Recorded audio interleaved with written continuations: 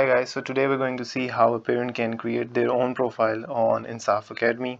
This platform would help them monitor the progress of their children and see how well their children are preparing for their board exams, right? So this is the official Insaf Academy website. You can visit it at insafacademy.pctv.pk. Apart from that, you can also download the application from Google Play as well as the Apple App Store. Right, so in order to create your own profile, you click on Start Learning Today. Now we have these three options over here. We're going to select Parent because we want to create a parent's account. We're going to give them our full name. You're going to put in your email address.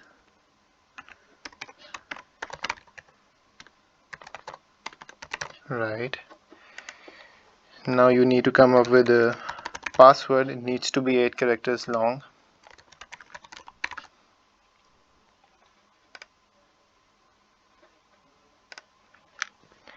Then you select your gender. You put in your CNIC.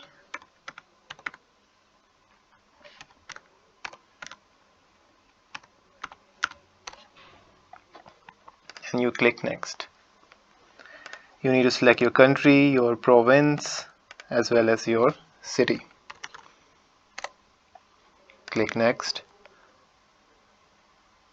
Right, so after you've signed up, this is how your Insaf Academy portal is going to look like. Now currently we do not have any child enlisted in this profile.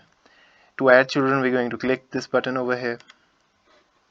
Now when your child, he or she signs up for Insaf Academy portal, they have to put in their CNIC or B form number if they're under 18. So what you're going to do is you're going to input the same CNIC number that your child is using. Right, we're going to search. So let's say this child is my son. I'm going to add him. As you can see that this child is now appearing in my children sidebar. So once we have our child added into our profile, we can see their overall progress in each individual subject. I know that my child has covered almost 35% of the content available for biology subject, 8% for chemistry, 14% for physics, 3% for maths, and 7% for computer science.